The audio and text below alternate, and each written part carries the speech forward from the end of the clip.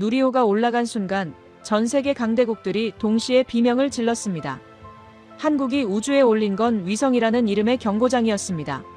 미 국방부 차관보는 분석을 마치자마자 비공개 보고서 한 줄을 적었습니다. 한국이 이걸 가졌다는 건 우리는 이미 게임에서 밀렸다. CNN은 사상 초유의 속보를 띄웠습니다. 문제는 한국이 숨겨둔 기술입니다. 누리호의 탑재체 안에서 나온 건 과학위성도 실험 장비도 아니었습니다. 그 기술은 지금까지 미국, 중국, 러시아가 서로를 견제하며 절대 한국에게는 주지 않으려 했던 봉인된 무기. 한국은 언제부터 이걸 준비해 온 걸까요? 그리고 왜 지금 세상에 드러낸 걸까요? 그 답을 지금 공개합니다. 1초 만에 누를 수 있는 구독과 좋아요, 대한민국을 응원해주세요. 이야기 시작하겠습니다. 제 일은 간단했어요. 각국의 기술력을 분석하고 미국의 위협이 되는지 판단하는 거였죠. 러시아 극초음속 미사일이 진짜 실전 배치 가능한지, 중국 스텔스 전투기가 우리 레이더에 잡히는지, 북한 핵탄두가 소형화에 성공했는지 전 세계 위협 기술을 제 책상에서 평가했습니다. 대통령 브리핑에 들어가는 보고서를 제가 썼습니다.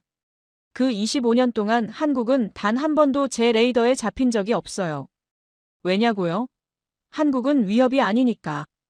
동맹국이잖아요. 우리가 기술 줘서 키워준 나라입니다. 전투기도 우리 거 사가고 미사일 방어 시스템도 우리 거 쓰고 미사일 사거리도 우리가 제한했고 핵기술도 우리가 통제했어요. 한국이 뭘 하든 우리 손바닥 아니라고 생각했죠. 2013년에 한국이 나로호 발사 성공했다고 뉴스가 떴어요. 저는 코웃음 쳤습니다. 러시아 엔진 빌려서 겨우 쏜 거잖아요. 일단 로켓은 통째로 러시아 거였어요. 한국이 만든 건 2단 킥모터뿐이었죠. 그때 제 부하 직원이 물었습니다. 한국 우주 프로그램 분석 보고서 작성할까요? 시간 낭비야. 한국은 혼자서는 아무것도 못해. 그게 제 판단이었습니다. 25년 경력의 CIA 기술 분석 전문가의 공식 판단. 그리고 12년이 지났어요. 올해 11월 27일 새벽. 제 폰에 알림이 울렸습니다. 긴급 브리핑 요청이었어요. 워싱턴 시각으로는 26일 낮이었는데 전직 동료가 연락해온 거예요. 급하게 통화했더니 이러더라고요. 한국 봤어? 누리호 4차 발사 성공했어. 위성 13기 한 번에 올렸대. 13기요? 한 번에요? 급하게 발사 영상을 찾아봤습니다. 47m짜리 발사체가 밤하늘을 가르며 올라가더라고요. 75톤급 엔진 4기가 동시에 점화되는 장면. 200톤이 넘는 금속 덩어리가 불꽃을 뿜으며 솟구치는 장면. 그리고 13분 만에 고도 600km에서 위성 13기를 궤도에 뿌리는 장면. 저는 영상을 멈추고 다시 봤어요. 이게 그 한국이야? 러시아 엔진 빌려 쓰던 그 한국? 근데 진짜 충격은 4일 뒤에 왔습니다. 12월 1일, 아리랑 7호 발사 성공. 해상도 0.3m. 이 숫자 보는 순간 등골이 서늘해졌어요. 0.3m가 뭔지 아세요? 우주에서 지상을 찍었을 때 30cm 물체를 식별할 수 있다는 뜻이에요. 군사 장비 종류까지 구분 가능해요. 사람이 뭘 들고 있는지도 보여요. 이건 정찰 위성 수준이에요. 미국 첩보 위성급이에요. 저는 25년간 정보 분석을 했습니다. 위협을 평가하는 게 제 일이었죠. 근데 한국을 완전히 놓쳤어요.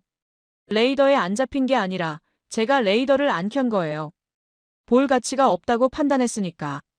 그게 제 커리어 최대의 실수였습니다. 4일 만에 2번. 발사체와 위성을 동시에 증명한 나라. 한국이 대체 그동안 뭘 한 거죠? 저는 그 답을 찾기 시작했습니다. 그리고 파고들수록 소름이 돋았어요. 우리가 완전히 속았더라고요. CIA에서 일할 때 저희가 쓰는 표현이 있었어요. 레이더에 잡힌다. 이건 주목할 가치가 있다는 뜻이에요. 기술 개발 동향이 감지되면 분석관을 배치하고 정기적으로 보고서를 올리고 변화가 생기면 즉시 보고해요. 미국 안보에 영향을 줄 수 있는 기술이면 당연히 레이더에 잡혀야 하거든요. 중국이 새 전투기 개발한다? 레이더에 잡혀요. 러시아가 극초음속 미사일 시험한다? 당연히 잡혀요. 이란이 원심불리기 돌린다? 바로 잡혀요. 반대로 레이더에 안 잡힌다는 건 신경 쓸 필요 없다는 거예요. 한국 우주 프로그램은 25년 동안 한 번도 제 레이더에 잡힌 적이 없어요. 단 한 번도요. 왜 그랬을까요? 지금 생각하면 어이없는 이유들이에요. 첫째, 한국은 동맹국이니까요. CIA에서 기술 분석할 때 우선순위가 있어요. 1순위는 당연히 적대국이에요. 러시아, 중국, 북한, 이란. 이 나라들 기술은 눈에 불 켜고 추적해요. 신기술 개발한다는 소문만 돌아도 분석관 투입하고 위성으로 시설 감시하고 정보원 통해서 확인해요. 동맹국은 그렇게 안 해요. 어차피 우리 편이잖아요. 한국이 뭘 개발하든 미국 위협이 안 되니까요. 오히려 동맹 전력이 강화되는 거니까 좋은 일이라고 생각했죠. 둘째, 한국은 미국 기술에 의존한다고 생각했으니까요. 한국 무기 체계를 보세요. 전투기는 어떤 기종 타나요? F-35사 같고 F-16도 쓰고 있고요. 미사일 방어 시스템 뭐 써요? 사드 배치했어요. 이지스함도 우리 시스템 기반이고 조기 경보기도 우리 거예요. 핵심 무기는 다 미국 거거나 미국 기술 기반입니다. 우주도 당연히 그럴 거라고 생각했어요. 한국이 독자 발사체를 개발할 능력이 있다고 생각을 안 했죠. 있으면 좋겠지만 없으니까 우리 거 쓰거나 다른 데 사겠지. 그 정도로 생각했죠. 셋째, 북한한테 집중하느라 한국은 안 봤어요. 한반도 담당 인력이 있긴 한데 전원 북한에 붙어 있습니다. 북한 핵 개발, 북한 미사일, 북한 사이버 공격, 북한 외화벌이. 북한은 진짜 골칫거리거든요. 뭘 하는지 알아야 하고 도발 징후를 사전에 포착해야 해요.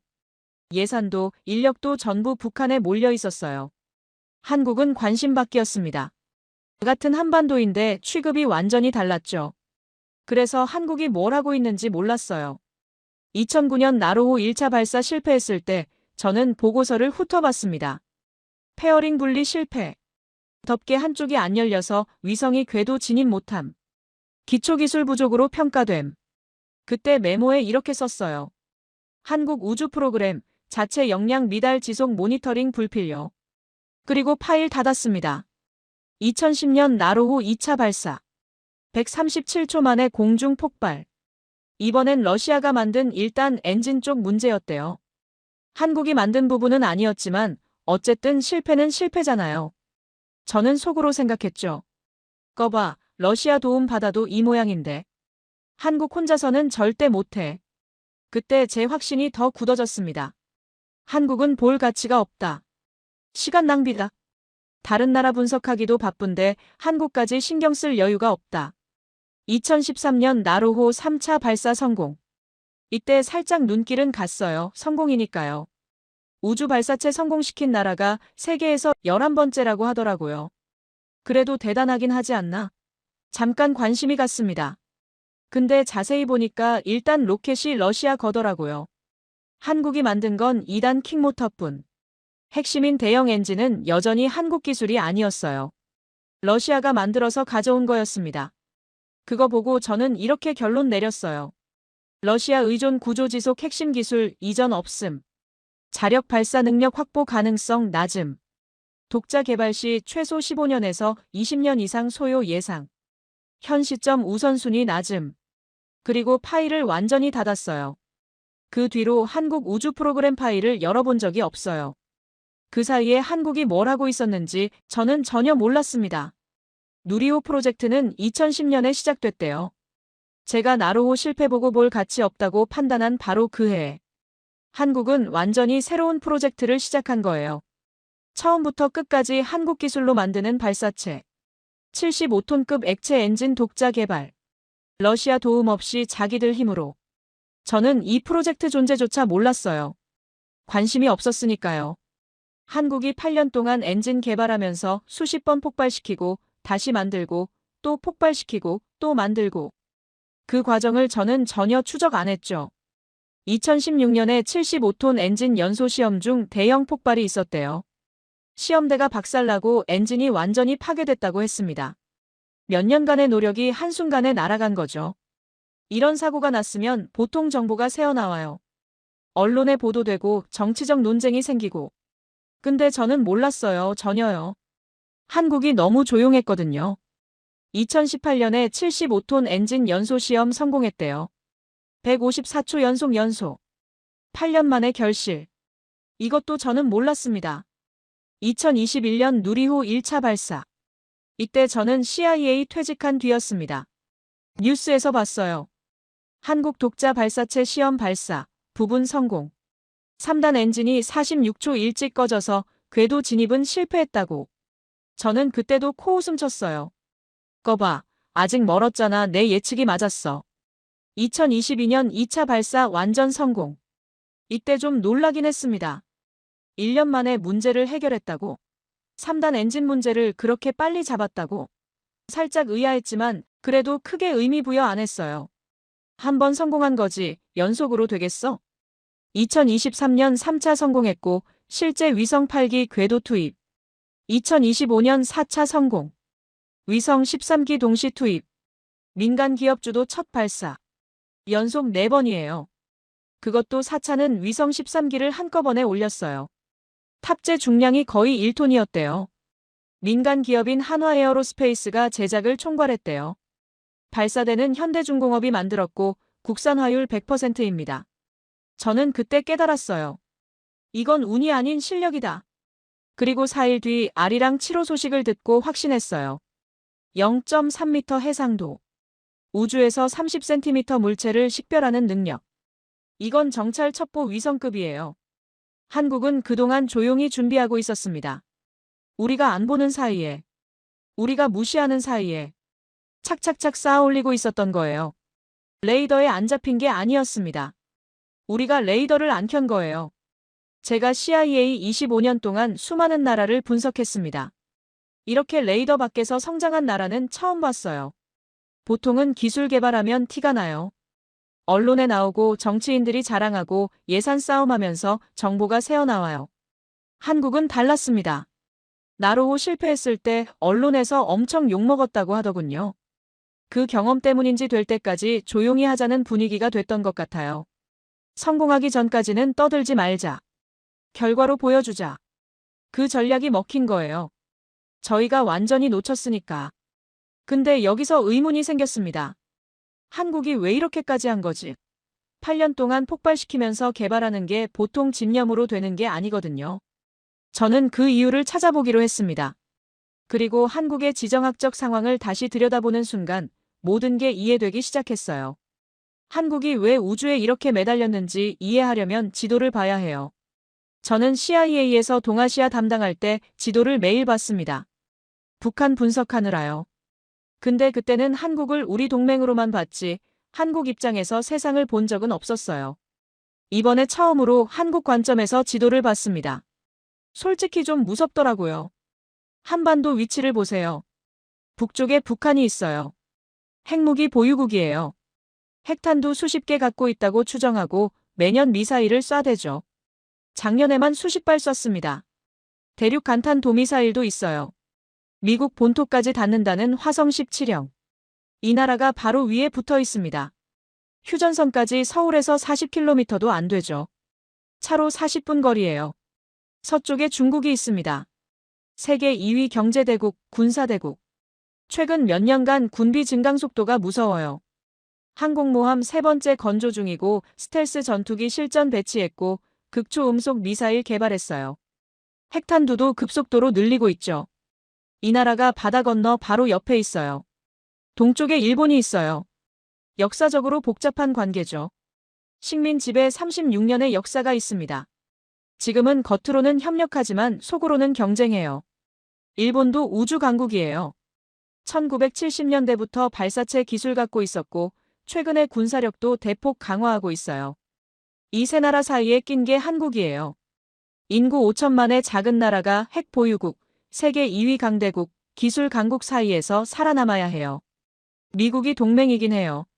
근데 미국이 항상 도와줄 거라는 보장이 있나요? 국제 정세는 바뀌었습니다. 미국 우선주의 목소리도 커지고 있고요. 한국은 스스로를 지킬 능력이 필요했습니다. 그러려면 눈이 있어야 해요. 주변에서 뭔 일이 벌어지는지 볼 수 있는 눈. 북한이 미사일 발사대 꺼내는지, 중국 함대가 어디로 이동하는지, 일본이 뭘 준비하는지. 이걸 실시간으로 알아야 대응할 수 있습니다. 모르면 당하는 거예요. 그 눈이 정찰 위성이에요. 아리랑 7호가 바로 그 눈인 거예요. 0.3m 해상도면 북한 전역을 훤히 볼 수 있어요. 미사일 기지에서 차량이 움직이면 바로 알 수 있어요. 이동식 발사대가 나오면 포착할 수 있습니다. 새로운 시설이 건설되면 바로 파악할 수도 있죠. 근데 위성만 있으면 뭐해요? 그걸 쏘아 올릴 로켓이 없으면. 남의 로켓 빌렸으면 문제가 있어요. 급할 때 못 쏘고 다른 나라 일정에 맞춰야 됩니다. 우리 위성 급하게 올려야 하는데요. 해도 줄 서세요. 3개월 뒤에 자리 있어요. 이러면 어떡해요? 군사위성이면 더 골치 아파요. 민감한 기술이 담긴 위성을 남의 로켓에 실어야 하니까요. 발사 전에 위성을 인도해야 하고 그 과정에서 기술이 노출될 수 있습니다. 어떤 카메라가 달렸는지, 해상도가 얼마인지 이런 정보가 새어나갈 위험이 있어요. 한국한테 우주는 자존심 문제가 아닙니다. 안보 문제이면서 생존 문제입니다. 그래서 한국은 이를 악물고 발사체를 개발한 거예요. 러시아한테 눈치 보면서 배우던 시절의 서러움도 있었겠죠. 기술 안 가르쳐주면서 돈만 받아가던 기억. 회의실에서 쫓겨나던 기억. 페어링 하나 못 돼서 온 국민한테 욕먹던 기억도 있었을 거고요. 러시아 엔진이 터졌는데 한국이 책임지던 억울함도 있었을 거예요. 그 서러움이 연료가 됐죠. 2010년에 한국형 발사체 개발 사업이 시작됐어요. 목표는 75톤급 액체 엔진 독자 개발. 이 정도 엔진이 있어야 1톤 이상 위성을 저궤도에 올릴 수 있거든요. 문제는 한국이 그때까지 만들어본 가장 큰 엔진이 30톤급이었다는 거예요. 그것도 지상 시험용으로 30톤에서 75톤으로 2배 이상 키워야 했습니다. 이게 그냥 크기만 키우는 게 아니에요. 완전히 새로 만드는 거예요. 연소실 압력이 달라지고 온도가 달라지고 진동 특성이 달라져요. 30톤급에서 썼던 부품이 75톤급에서는 못 버텨요. 모든 부품을 새로 설계해야 했습니다. 로켓 엔진 연소실 온도가 섭씨 3000도가 넘고 철이 녹는 온도가 1500도예요. 그 2배 온도에서 엔진이 버텨내야 합니다. 터보펌프는 초당 수백 리터 연료를 뿜어내고 압력이 수백 기압이에요. 자동차 타이어 공기압이 2, 3기압인데 그거 100배가 넘는 압력이 엔진 안에서 돌아가요. 하나라도 어긋나면 폭발합니다. 수천억 원이 한순간에 불꽃으로 바뀌죠. 2016년에 큰 사고가 있었대요. 75톤 엔진 연소 시험 중에 폭발이 일어났습니다. 시험대가 박살나고 엔진이 완전히 파괴됐고 불기둥이 수십 미터 치솟았죠. 다행히 인명피해는 없었지만 몇 년간의 노력이 순식간에 날아간 거죠. 보통 나라는 여기서 포기해요. 브라질도 그랬고 인도네시아는 지지부진했습니다.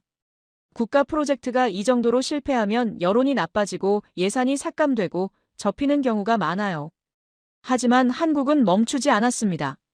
폭발한 다음 날 출근해서 원인 분석했고 그 결과 터보펌프 베어링 쪽 윤활 시스템 문제였대요. 고속회전 중에 윤활유 공급이 끊겨서 과열됐고 그게 연쇄적으로 폭발로 이어진 거였습니다. 설계 수정하고 재료 바꾸고 다시 만들었습니다. 그리고 또 시험하고 또 문제 생기고 또 고치고 이 과정을 8년 동안 반복했어요. 그 사이에 대통령이 3번 바뀌었죠. 정권이 바뀌면 국가 프로젝트가 흔들리는 경우가 많아요. 새 정부가 들어오면 전 정부 사업을 축소하거나 방향 바꾸거나. 근데 한국은 우주만큼은 터치하지 않았습니다. 보수든 진보든 우주는 해야 한다는 건 같았죠. 이게 한국의 무서운 점이에요. 한번 방향 정하면 끝까지 가요. 2018년에 드디어 75톤 엔진 연소 시험 성공했습니다. 154초 연속. 목표 추력 달성. 8년 만에 성공이에요. 수십 번 폭발하고 수천억 날리고 그래도 포기 안 하고 결국 해낸 거예요. 2021년 누리호 1차 발사. 부분 성공. 2022년 2차 완전 성공. 2023년 3차 성공. 실제 위성 8기 투입. 2025년 4차 성공. 위성 13기 동시 투입. 민간 기업 주도. 15년 계획을 세우고 딱 맞춰서 달성한 거예요. 2010년에 2025년까지 자력 발사 능력 확보라고 했는데 진짜로 2025년에 해냈어요. 그것도 목표치를 초과 달성했습니다. 이게 조용한 질주예요. 떠들지 않고 묵묵히 달렸어요. 그냥 고치고 다시 했습니다. 성공해도 난리치지 않았어요. 다음 단계 준비했습니다. 저희가 레이더를 켰어도 못 잡았을 수도 있어요. 너무 조용했거든요. 근데 진짜 등골이 서늘해진 건 아리랑 7호 스펙을 봤을 때예요. 0.3m 해상도. 이게 정확히 어떤 수준인지 정보 분석가 출신으로서 너무 잘 알거든요. 그 숫자가 뭘 의미하는지 설명해 드릴게요. 0.3m 이 숫자를 처음 봤을 때 잘못 본 줄 알았어요. 그래서 다시 확인했습니다. 아리랑 7호 해상도 0.3m. 만내 30cm급 초고 해상도 광학 위성. 저는 CIA에서 25년간 위성 정보 분석을 했어요. 적국 위성 스펙 평가하고 우리 위성이랑 비교하고 위협 수준 판단하는 게 제 일이었죠. 그래서 이 숫자가 뭘 의미하는지 너무 잘 알아요. 0.3m 해상도가 뭐냐면요. 우주에서 지구를 찍었을 때 30cm 크기 물체를 하나의 점으로 구분할 수 있다는 뜻이에요. 30cm면 성인 남성 어깨 너비예요. 그 정도 크기만 되면 저건 뭔가 다른 물체다라고 우주에서 식별할 수 있어요. 이 정도 해상도면 뭘 볼 수 있을까요? 구체적으로 말씀드릴게요. 자동차요? 당연히 보여요. 차량 종류까지 구분되고 세단인지 SUV인지 트럭인지. 번호판도 보이고 정확히 읽을 수 있어요. 지상에 있는 사람도 보여요. 사람이 서 있는지 앉아 있는지도 구분돼요. 뭔가를 들고 있으면 그것도 보여요. 가방인지 우산인지 정도는 알 수 있죠. 군사 장비라면 더 정밀해요. 탱크가 있다고 치면 어떤 종류의 탱크인지 알 수 있습니다. 포탑 형태, 차체 길이, 궤도, 폭 이런 게 다 보이거든요. 항구의 정박한 배도 마찬가지예요. 군함인지 화물선인지, 군함이라면 구축함인지 순양함인지까지. 비행장에 있는 전투기도 보여요. 경납고 문이 열려 있으면 안에 뭐가 있는지도 보여요. 이건 그냥 위성이 아닙니다. 이건 하늘에 떠 있는 정찰기예요. 미국의 대표적인 상업용 고해상도 위성회사가 맥사 테크놀로지스예요. 월드뷰 시리즈 위성을 운영하는 곳이죠. 이 회사 최신 위성 해상도가 0.3m에서 0.5m 수준이에요. 한국 아리랑 7호가 미국 최고 수준 상업 위성이랑 동급이라는 뜻이에요. 0.3m급 위성을 가진 나라가 몇 개나 될까요? 미국, 러시아, 중국, 이스라엘, 프랑스. 여기에 이제 한국이 추가된 거예요. 일본도 있긴 한데 일본 최신 정찰 위성이 0.5m급이에요. 한국 아리랑 7호가 일본보다 해상도가 좋아요. 한국이 일본을 앞선 거예요. 일본은 1970년대부터 우주 개발을 했어요. 한국보다 20년 이상 먼저 시작했죠. 위성 기술도 당연히 앞서 있었어요. 근데 지금 해상도만 놓고 보면 한국이 더 좋은 위성을 가지게 된 거예요. 이게 얼마나 어려운 기술인지 설명해 드릴게요. 0.3m 해상도를 얻으려면 위성이 엄청나게 안정적으로 자세를 유지해야 됩니다. 카메라로 멀리 있는 물체 찍을 때 손 떨리면 사진 흔들리잖아요. 위성도 마찬가지입니다. 500km 상공에서 30cm 물체를 찍으려면 위성 자세가 0.001도도 흔들리면 안 돼요. 그걸 초속 7km로 날아가면서 해야 돼요. 위성이 지구를 도는 속도가 초속 7km예요. 총알보다 빠릅니다. 그 속도로 날아가면서 지상 30cm 물체를 흔들림 없이 찍어야 해요. 자세 제어 기술, 광학 시스템, 이미지 처리 기술이 전부 세계 최고 수준이어야 가능한 거예요. 한국이 그걸 해낸 거예요. 아리랑 시리즈 역사를 보면 더 놀라워요. 1999년에 아리랑 1호를 발사했습니다. 그때 해상도가 6.6m였어요. 26년 만에 해상도가 22배 좋아진 거예요. 6.6m에서 0.3m로. 이건 그냥 카메라 렌즈 좋은 걸로 바꿨다고 되는 게 아니에요. 광학 시스템 전체를 새로 설계해야 하고 위성 자세 제어 기술도 완전히 달라야 하고 이미지 처리 알고리즘도 새로 개발해야 해요. 그리고 발사 1시간 9분 만에 첫 교신에 성공했습니다. 이건 위성이 정상 작동한다는 걸 빠르게 확인한 거예요. 우주로 올라갈 때 엄청난 진동을 받거든요. 그 충격에도 카메라 멀쩡하고 통신 장비 멀쩡하고 태양전 지판도 정상 전개됐다는 뜻이에요. 저는 여기서 깨달았습니다. 한국은 발사체만 발전한 게 아니구나. 위성 기술도 세계 최고 수준까지 올라왔구나. 누리호로 우리는 직접 쏠 수 있다를 보여줬고 아리랑 7호로 우리 위성 기술은 세계 최고 수준이다를 증명한 거예요. 4일 만에 둘 다 보여준 거예요.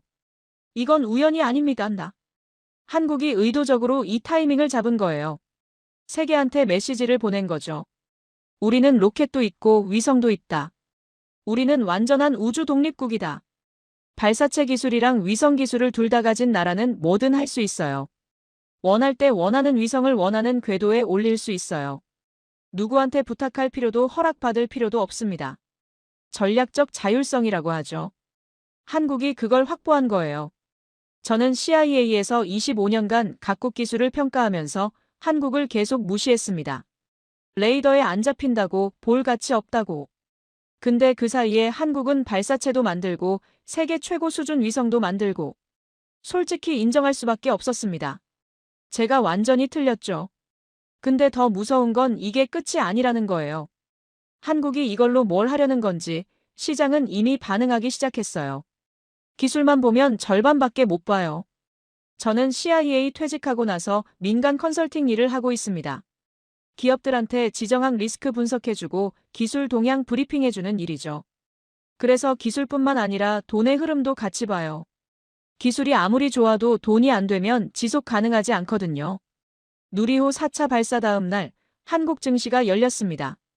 한화에어로스페이스 주가가 급등했어요. 장 시작하자마자 매수 주문이 쏟아졌죠. 외국인 투자자들도 많이 샀다고 하더라고요. 제 주변에서도 한국 우주 관련주 문의가 들어왔어요. 왜 그랬을까요? 이번 발사가 처음으로 민간 주도였기 때문이에요. 1차, 2차, 3차까지는 정부 주도였어요. 한국항공우주연구원이 발사체를 만들고 정부 예산으로 발사했어요.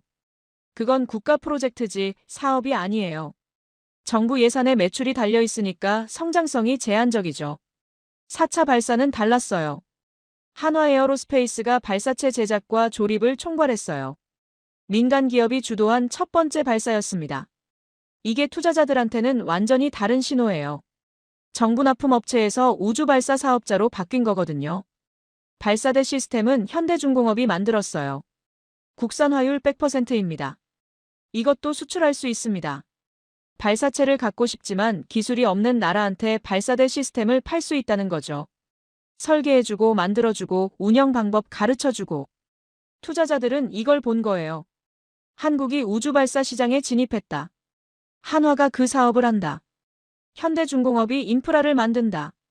그럼 해외 수주가 들어오고 매출이 생기고 그럼 주가도 당연히 오르겠지. 그리고 진짜로 그런 일이 벌어지기 시작했어요. 제가 들은 바로는 누리호 4차 발사 이후에 해외에서 발사 서비스 문의가 들어오기 시작했대요. 아직 공식 계약은 아니지만 관심을 보이는 나라들이 있다는 거죠. 어떤 나라들일까요? 자기네는 발사체가 없어서 남의 로켓 빌려 쏴야 하는 나라들이에요. 동남아, 중동, 아프리카, 남미 이런데요. 스페이스X한테 맡기면 되지 않냐고요? 스페이스X는 비싸요. 그리고 바빠요. 작은 고객한테 신경 쓸 여유가 별로 없습니다.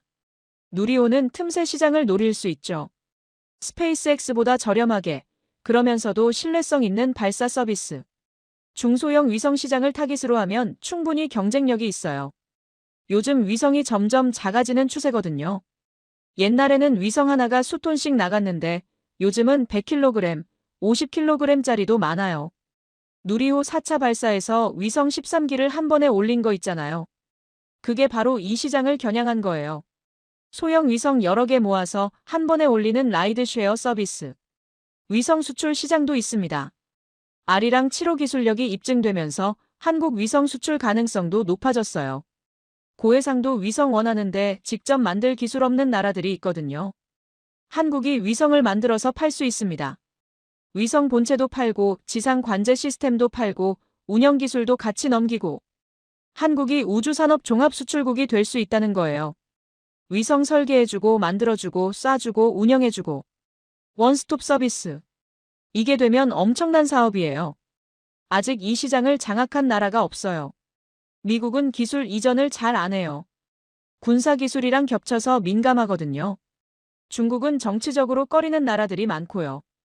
한국은 그 틈새를 노릴 수 있어요. 그리고 세계 언론도 반응하기 시작했습니다. BBC가 뭐라고 보도했는지 아세요? 한국이 아시아 우주 경쟁에서 중국과 일본을 추월하고 있다. 뉴욕포스트, ABC 뉴스. 다 비슷한 논조였어요. 한국 우주산업을 주목하기 시작한 거예요. 터키 언론도 반응이 컸습니다. 예니사파크라는 터키 매체가 한국의 연속 성공이 글로벌 위성 시장을 재편할 것이라고 보도했대요. 터키가 왜 관심을 가질까요? 터키도 우주산업 키우고 싶은 나라예요. 한국을 벤치마킹 하려는 거죠. 한국 정부도 움직였어요. 이재명 대통령이 공식 발표를 했어요. 누리호 4차 발사와 아리랑 7호 발사 성공으로 세계 5대 우주강국 진입 기반이 마련됐다. 그러면서 우주청 예산 확대와 민간 투자 유치를 지시했대요. 5대 우주강국이요. 지금 우주강국이라고 불리는 나라가 미국, 러시아, 중국, 유럽연합, 일본 정도예요. 한국이 여기에 끼어들겠다는 거였어요. 허황된 목표일까요? 저는 이제 그렇게 생각 안 합니다. 2013년에 한국이 자력 발사하려면 15년은 걸린다고 했어요. 9년 만에 해냈어요. 2021년에 누리호 1차 부분 실패, 아직 멀었다고 했어요. 4년 만에 민간주도 발사까지 왔어요. 한국의 속도를 무시하면 안 돼요. 저는 그걸 배웠습니다. 그리고 한국은 여기서 멈출 생각이 없죠. 2035년 목표가 이미 발표됐어요. 한국형 위성 항법 시스템 KPS. 위성 8기를 올려서 독자 GPS를 구축하겠다는 거예요. 재사용 발사체도 개발 중입니다. 메탄 엔진 기반으로. 스페이스X 스타쉽이랑 같은 방향이에요. 한국이 왜 이렇게까지 하는 걸까요? 저는 그 이유를 이제 알 것 같아요. 한국은 선택이 없었습니다. 주변 강대국들 사이에서 살아남으려면 스스로를 지킬 능력이 있어야 해요. 우주는 그 능력의 핵심이에요. 눈이 있어야 하고 그 눈을 직접 올릴 수 있어야 해요. 그래서 포기를 안 하는 거예요. 8년 동안 엔진 폭발시키면서도 정권이 3번 바뀌어도 예산 삭감 위기가 와도 끝까지 가는 거예요. 저는 25년간 수많은 나라를 봤는데 이런 집념은 처음 봐요. 근데 제가 진짜 주목하는 건 따로 있어요. 한국이 이걸 어떻게 해냈는지 기술력만으로는 설명이 안 돼요. 돈만으로도 안 되고요. 뭔가 다른 게 있습니다. 한국이라는 나라가 가진 특별한 뭔가. 수십 개 나라의 기술 개발 프로젝트를 봤어요. 성공한 나라도 있고 실패한 나라도 있고 중간에 포기한 나라도 있습니다. 그래서 어떤 나라가 기술 개발에 성공하고 어떤 나라가 실패하는지 어느 정도 패턴이 보여요. 돈이 많다고 되는 게 아니에요. 사우디, 아랍에미리트 이런 나라들 돈 엄청 많잖아요. 우주에도 투자 많이 하죠. 근데 자력 발사 능력은 없어요. 돈으로 기술을 살 수 있는 게 아니거든요. 기술자를 살 수는 있어도 기술 그 자체는 못 사요. 기술은 실패하고 배우고 다시 하는 과정에서 쌓이는 거예요. 인구가 많다고 되는 것도 아니에요. 인도네시아 인구가 2억 7천만이에요. 브라질이 2억 1천만이고요. 둘 다 한국보다 인구가 4배 이상 많습니다. 근데 자력 발사 능력은 한국이 먼저 갖췄어요. 브라질은 1990년대부터 발사체 개발했는데 아직도 성공 못했어요. 발사대 폭발 사고로 기술자 수십 명이 사망한 적도 있어요. 그 뒤로 프로젝트가 사실상 멈췄죠. 영토가 넓다고 되는 것도 아니에요. 호주가 한반도의 35배 크기입니다. 발사장 지을 땅이 남아돌지만 자력 발사 능력이 전혀 없습니다. 그럼 뭐가 필요한 걸까요? 저는 한국을 보면서 그 답을 찾은 것 같아요. 3가지가 있어야 됩니다. 첫 번째, 절박함. 한국이 왜 우주에 이렇게 매달리는지 처음엔 이해가 안 됐어요.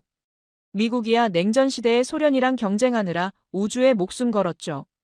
지는 쪽이 세계 패권을 잃는 거니까. 중국도 마찬가지예요. 미국 따라잡아야 한다는 국가적 목표가 있으니까.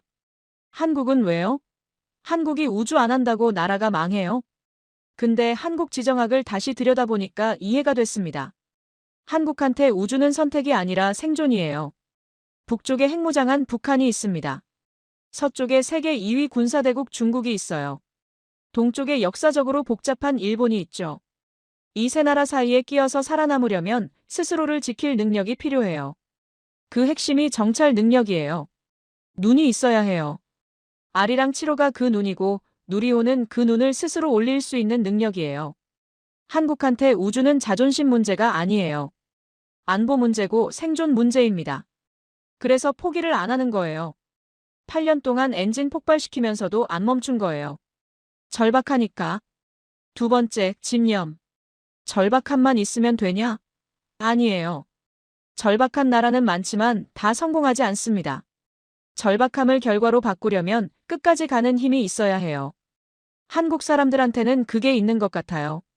제가 한국 우주 프로그램만 본 게 아니에요. 한국 산업 전체를 봤습니다. 반도체, 조선, 자동차, 배터리, 디스플레이. 패턴이 똑같아요. 처음엔 아무것도 없어요. 기술도 없고 경험도 없어요. 선진국들한테 기술 이전 요청하면 거절당해요. 안 가르쳐줘요. 그럼 어떻게 해요? 직접 삽질하고 실패하고 욕까지 먹습니다. 근데 멈추지 않고 계속합니다. 그러다 어느 순간 따라잡아요. 따라잡으면 거기서 멈추냐? 아니에요. 추월해요. 1등 할 때까지 안 멈춰요. 반도체가 그랬어요. 1980년대에 삼성이 반도체 한다고 했을 때 다들 비웃었습니다. 일본이 메모리 반도체 시장 장악하고 있었거든요. 한국이 뭔데 반도체를 해? 근데 삼성이 해냈어요. 지금 메모리 반도체 세계 1위가 삼성이에요. 2위가 SK 하이닉스예요. 둘 다 한국 기업이에요. 조선도 그랬어요. 1970년대에 현대가 조선소 짓는다고 했을 때 배 한 척 안 만들어 본 나라가 뭔 조선소냐고 했습니다. 근데 지금 세계 조선업 1위가 한국이에요. 전 세계 선박 수주량의 절반 이상을 한국이 가져가요. 자동차도 배터리도 디스플레이도 다 마찬가지예요. 없는 데서 시작해서 세계 1위 하는 나라. 그게 한국이에요. 우주도 똑같은 패턴을 밟고 있는 거예요. 세 번째, 시스템. 절박함이랑 집념만 있으면 개인은 성공할 수 있어요. 근데 우주는 개인이 하는 게 아니에요.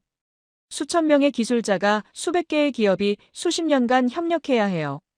이걸 조율하는 시스템이 있어야 됩니다. 한국은 그 시스템을 만들어냈어요. 정부가 장기 계획을 세웠습니다. 2010년에 2025년까지 자력 발사 능력 확보라는 목표를 정했어요. 15년 계획이었죠. 그리고 그 계획을 일관되게 추진했어요. 중간에 대통령이 3번 바뀌었어요. 정권이 바뀔 때마다 우주 정책이 흔들릴 수도 있었어요. 근데 안 흔들렸어요. 민간 기업들이 참여했습니다. 한화에어로스페이스가 발사체 만들고 현대중공업이 발사대 만들고 대학들도 참여했죠. 카이스트, 서울대, 세종대, 인하대가 큐브 위성 만들었어요. 정부가 방향을 잡고 연구소가 핵심 기술을 개발하고 민간 기업이 사업화하고 대학이 인력을 키우고 이 4개의 톱니바퀴가 맞물려 돌아가고 있어요. 절박함, 집념, 시스템. 이 3가지가 한국에 있습니다. 그래서 한국이 여기까지 온 거예요. 저는 30년 동안 기술 분석을 하면서 많은 나라를 평가했어요. 어떤 나라는 과대평가했고 어떤 나라는 과소평가했어요. 한국은 제가 가장 크게 과소평가한 나라예요. 근데 이런 분석만으로는 뭔가 부족해요. 숫자랑 시스템으로는 설명이 안 되는 게 있어요. 8년 동안 엔진 폭발시키면서도 포기 안 한 사람들. 그 사람들 얘기를 안 하면 한국 우주 개발을 제대로 이해했다고 할 수 없어요. 저는 그 사람들 이야기를 찾아봤어요. 2016년 여름, 나로우주센터. 75톤 엔진 연소 시험이 한창이었어요. 이날이 몇 번째 시험이었는지 정확히는 모르겠습니다. 실제 근데 연구원들은 이번엔 될 거라고 생각했대요. 이전 시험들에서 나온 문제들을 다 수정했거든요.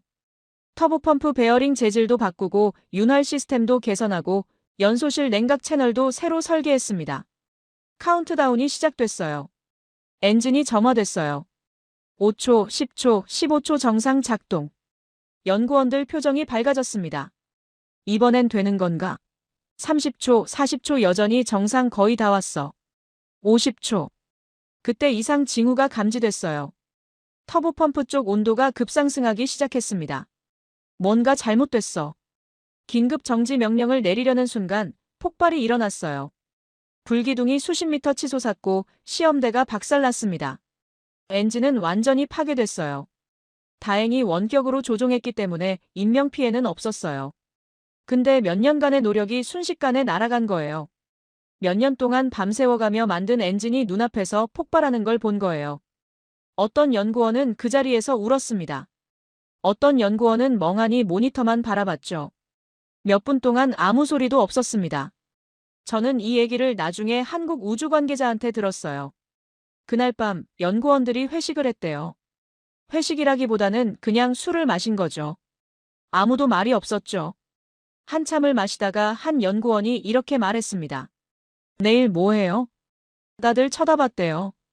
당연한 거 아니냐는 듯이 그 연구원이 말했대요. 원인 분석해야죠. 뭐가 잘못됐는지 알아야 다음에 안 터지죠. 다음 날 아침 연구원들이 출근했습니다. 폭발 잔해를 수거하고 데이터를 분석하고 원인을 찾기 시작했대요. 터보펌프 베어링 쪽 윤활유 공급 라인에서 문제가 발견됐어요. 고속 회전 중에 라인이 막혀서 윤활유가 끊겼고 베어링이 과열됐고 그게 연쇄적으로 폭발로 이어진 거였어요. 설계를 수정했습니다. 윤활 라인을 이중화했어요. 재질을 바꿨어요. 그리고 다시 만들었어요. 몇 달 뒤에 다시 시험했어요. 또 문제가 생겼습니다. 이번엔 다른 부분이었어요. 또 고치고 시험했어요. 이 과정을 2년 동안 반복했대요.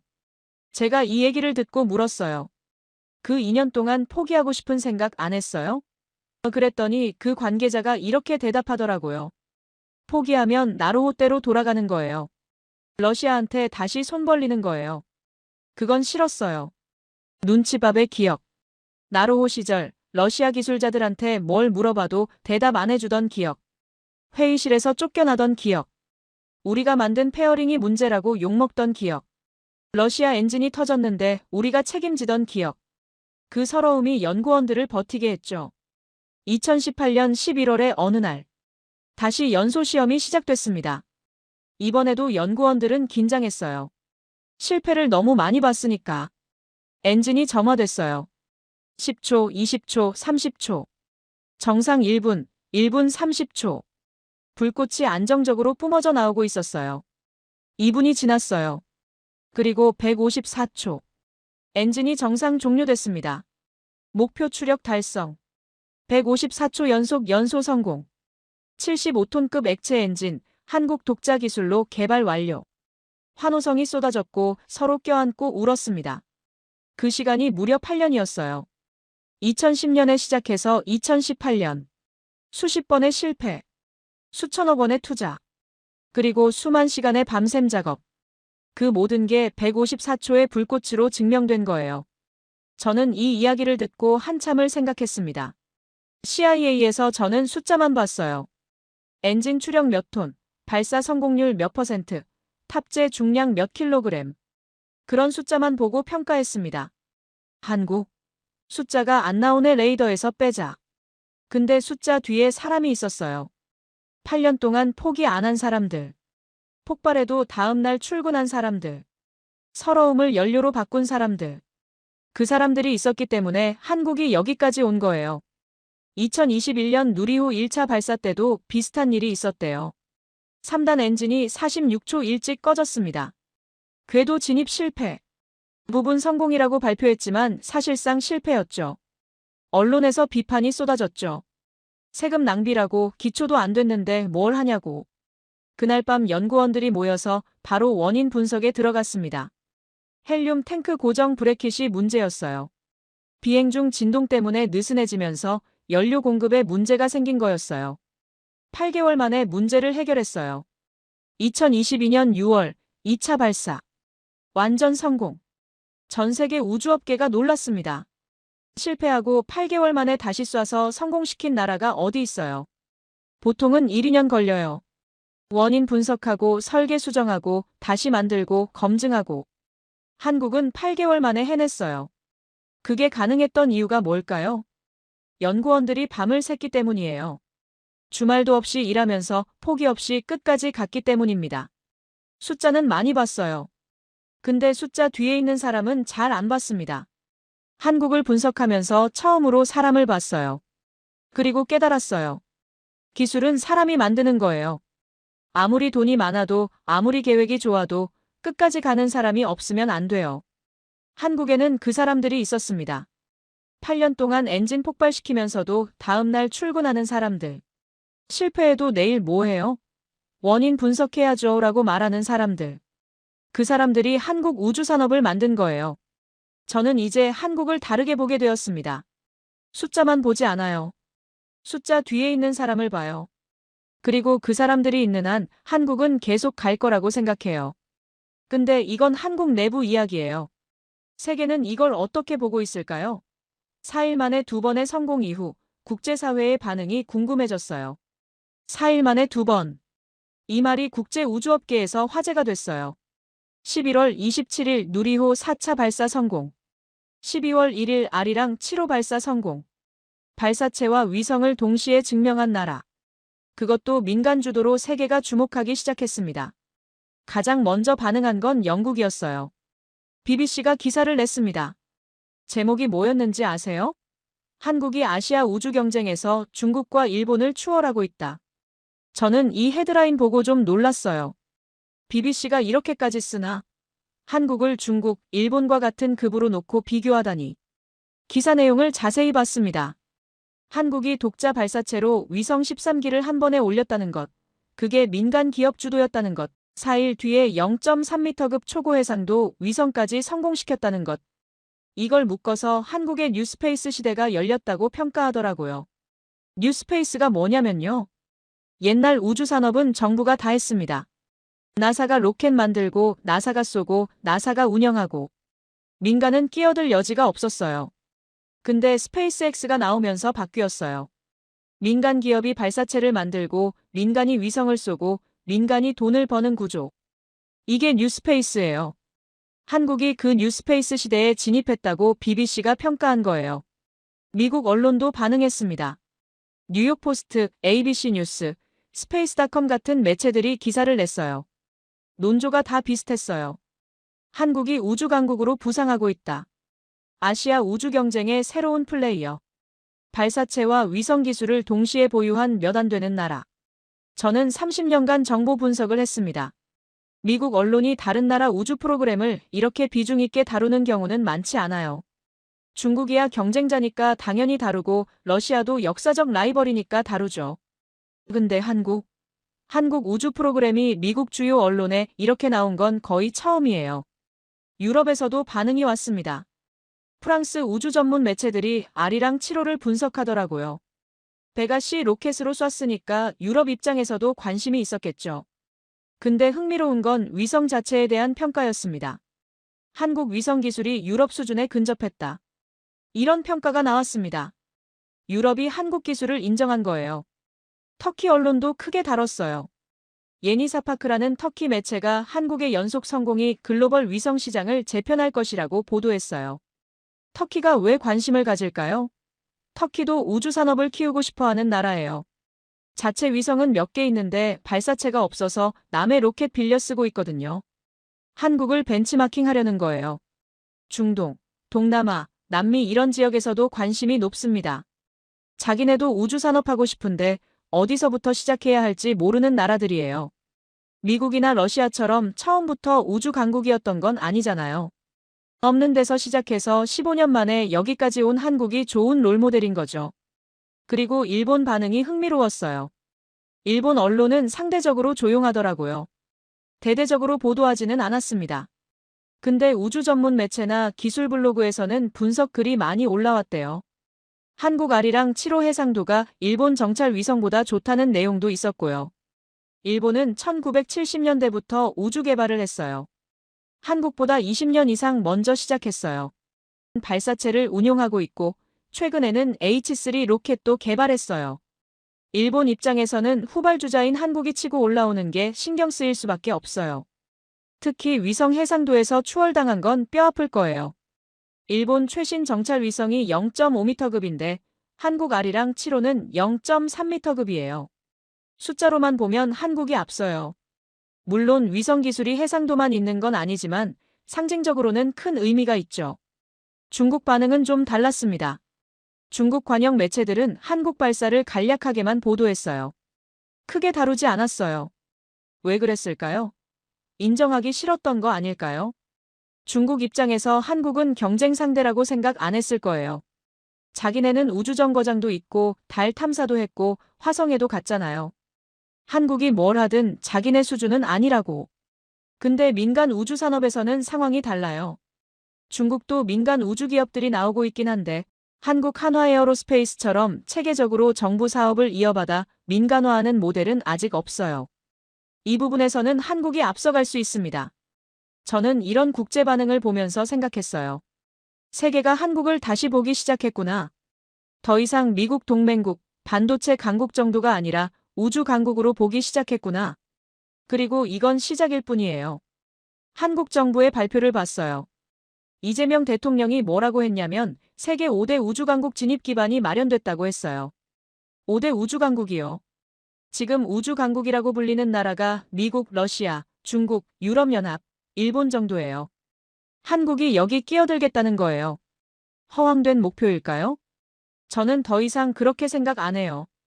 한국이 불가능하다고 하면 해내는 나라라는 걸 배웠으니까요. 우주청 예산 확대랑 민간 투자 유치를 지시했습니다. 정부가 확실하게 밀어주겠다는 거예요. 민간이 할 수 있는 건 민간한테 맡기고 정부는 뒤에서 지원하겠다는 구조. 스페이스X가 성공한 미국 모델을 따라가는 거예요. 그리고 해외에서 발사 서비스 문의가 들어오기 시작했습니다. 아직 공식 계약은 아니지만 관심을 보이는 나라들이 있다는 거죠. 자기네 위성을 누리호로 쏴줄 수 있냐고. 가격이 얼마냐고. 일정은 어떻게 되냐고. 한국이 우주 발사 시장에 본격적으로 진입하는 거예요. 저는 25년간 미국이 우주 패권을 쥐고 있는 걸 봤어요.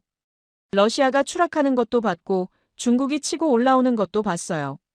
그리고 이제 새로운 플레이어가 등장하는 걸 보고 있어요. 한국이 그 플레이어예요. 솔직히 인정할게요. 저는 한국을 완전히 잘못 봤습니다. 25년간 볼 가치 없다고 무시했어요. 레이더에서 뺀 사이에 한국은 조용히 준비하고 있었어요. 그리고 4일 만에 2번의 성공으로 세계한테 증명한 거예요. 우리는 여기 있다, 우리는 해냈다. 저는 이제 한국을 무시 안 해요. 레이더에 확실히 잡혔으니까요. 근데 중요한 건 이제부터예요. 여기까지 온 건 대단하지만 여기서 멈추면 의미가 없어요. 한국이 진짜로 5대 우주강국이 되려면 앞으로 10년, 20년이 더 중요해요. 한국이 어디까지 갈 수 있을까요? 2035년 지금부터 딱 10년 뒤에요. 저는 그때 한국이 어디까지 가 있을지 솔직히 예측하기 어려워요. 10년 전에 한국이 자력 발사 능력 갖출 거다라고 예측 못했던 사람이 10년 뒤를 예측하는 게 좀 웃기긴 해요. 근데 예측은 못해도 계획은 볼 수 있습니다. 한국이 발표한 계획을 보면 대략 그림이 그려져요. 첫 번째, 한국형 위성 항법 시스템 KPS. 지금 한국은 미국 GPS를 빌려 쓰고 있어요. 전 세계 대부분의 나라가 그래요. 미국 GPS 신호를 받아서 위치를 파악하는 거죠. 문제는 정확도예요. 미터 단위 오차가 있어요. 내비게이션 쓸 때 가끔 이상하게 안내하는 거 있잖아요. 교차로에서 이쪽인지 저쪽인지 헷갈리게 하는 거. 그게 GPS 정확도 한계 때문이에요. KPS가 완성되면 센티미터 단위로 정확해진대요. 위성 8기를 한반도 상공에 띄워서 독자 항법 시스템을 구축하겠다는 거예요. 2029년에 첫 번째 위성 올리고 2035년까지 전체 시스템 완성한다는 계획이에요. 첫 번째 위성은 스페이스X 로켓으로 쏜대요. 아직 누리호만으로는 이 무거운 위성을 원하는 궤도에 올리기 어려우니까. 이게 완성되면 한국은 세계 7번째 위성 항법 시스템 보유국이 돼요. 미국 GPS, 러시아 글로나스, 유럽 갈릴레오, 중국 베이더우, 일본 준제니스, 인도 나빅. 여기에 한국 KPS가 추가되는 거예요. 이름도 바뀔 거래요. 지금은 GPS 켜봐라고 하지만 나중에는 KPS 켜봐라고 할 수 있는 거죠. 이게 왜 중요하냐고요? 자율주행 자동차 생각해보세요. 자율주행이 제대로 되려면 차량 위치를 센티미터 단위로 알아야 해요. 지금 GPS로는 안 돼요. 오차가 너무 커요. 차선 변경을 할지 말지 판단하려면 정확한 위치를 알아야 하는데 몇 미터 오차가 나면 사고 나요. KPS가 있으면 가능해져요. 드론 배송도 마찬가지예요. 드론이 정확한 위치에 택배를 내려놓으려면 센티미터 단위 정확도가 필요해요. 농업용 드론, 측량용 드론, 재난 구조 드론 전부 정밀 위치 정보가 필수예요. 정밀 농업이라고 해서 센티미터 단위로 씨 뿌리고 비료 주는 기술도 있어요. KPS는 그냥 GPS 하나 더 만드는 게 아니에요. 한국 산업 전체의 정밀도를 한 단계 올리는 인프라예요.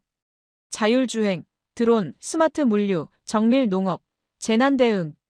이 모든 분야가 KPS 덕을 보게 돼요. 두 번째, 재사용 발사체. 누리호는 일회용이에요.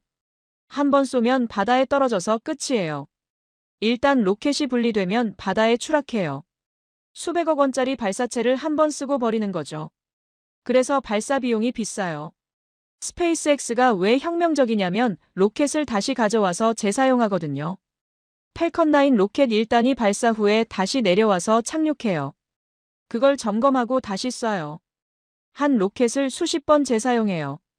발사 비용이 확 낮아지는 거죠. 한국도 재사용 발사체를 개발하겠대요. 차세대 발사체 사업이라고 해서 메탄 엔진 기반 재사용 로켓을 만들고 있어요. 메탄 엔진이 뭐가 좋으냐면 재사용에 적합해요.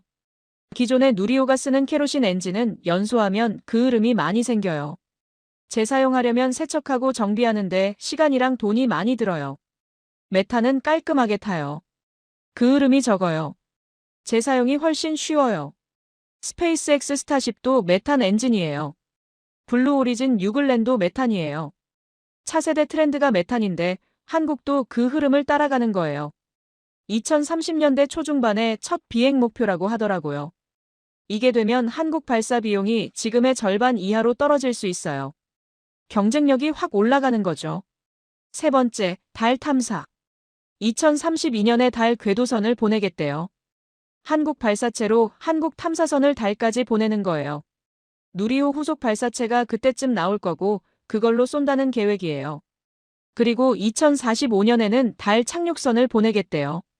한국 발사체에 한국 착륙선 실어서 달 표면에 내려놓겠다는 거예요. 달 착륙은 지금까지 미국, 러시아, 중국, 인도 4나라만 성공했어요. 일본도 오래 시도했는데 착륙 직후에 뒤집어져서 반쪽 성공이었죠. 이스라엘, 일본 민간 기업들도 시도했다가 실패했고요. 쉬운 게 아니에요. 근데 한국이 20년 동안 준비하면 가능할 수도 있어요. 12년 만에 자력 발사 능력 확보한 나라예요. 20년이면 뭔들 못하겠어요. 저는 이제 한국한테 불가능이라는 말 안 해요. 한번 크게 대여봤거든요.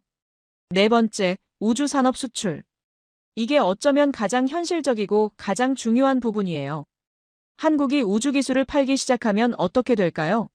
발사 서비스 시장이 있어요. 위성 가지고 있는데 쏠 로켓 없는 나라들이 있어요. 동남아, 중동, 아프리카, 남미 이런데요.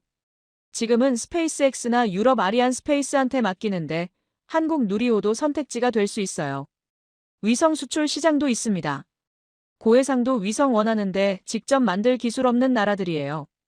한국이 아리랑 수준의 위성을 만들어서 팔 수 있어요. 위성 본체도 팔고 지상 관제 시스템도 팔고 운영 기술도 같이 넘기고 패키지로 팔 수 있는 거죠. 발사대 시스템도 팔 수 있습니다. 현대중공업이 만든 나로우주센터 발사대 있잖아요. 국산화율 100%. 그 기술을 수출할 수 있어요. 발사장 짓고 싶은 나라한테 설계해주고 만들어주고 운영 방법 가르쳐주고 한국이 우주산업 종합수출국이 될 수 있다는 거예요. 위성 설계해주고 만들어주고 쏴주고 운영해주고 원스톱 서비스. 이게 되면 엄청난 사업이에요. K반도체, K조선, K배터리 다음에 K스페이스가 나올 수 있어요. 아직 이 시장을 장악한 나라가 없습니다. 미국은 기술 이전을 잘 안 해요. 군사기술이랑 겹쳐서 민감하거든요. 러시아는 지금 상황이 어렵고 중국은 정치적으로 꺼리는 나라들이 많아요. 한국은 그 틈새를 노릴 수 있습니다. 기술력은 검증됐고 정치적 부담은 미국이나 중국보다 적어요. 신뢰할 수 있는 파트너로 포지셔닝할 수 있어요. 2035년의 하늘. 저는 그때 하늘을 올려다보면 한국 위성이 지나가는 걸 볼 수 있을 거라고 생각해요. KPS 위성 8기가 한반도 상공을 돌고 있겠죠. 아리랑 8호, 9호, 10호가 지구 전체를 찍고 있을 거예요. 어쩌면 재사용 발사체가 나로우주센터에서 이륙했다가 다시 내려앉는 장면을 뉴스에서 보게 될 수도 있습니다. 10년 뒤에 저는 이 예측이 맞았는지 틀렸는지 확인하게 되겠죠. 솔직히 말하면요. 저는 제 예측이 또 틀리기를 바라요. 한국이 제 예상을 또 뛰어넘기를. 제가 생각한 것보다 더 빨리, 더 멀리 가기를. 왜냐하면 그게 더 재밌으니까요. 우주산업을 30년 봐왔는데 이렇게 예측을 깨는 나라는 처음이에요.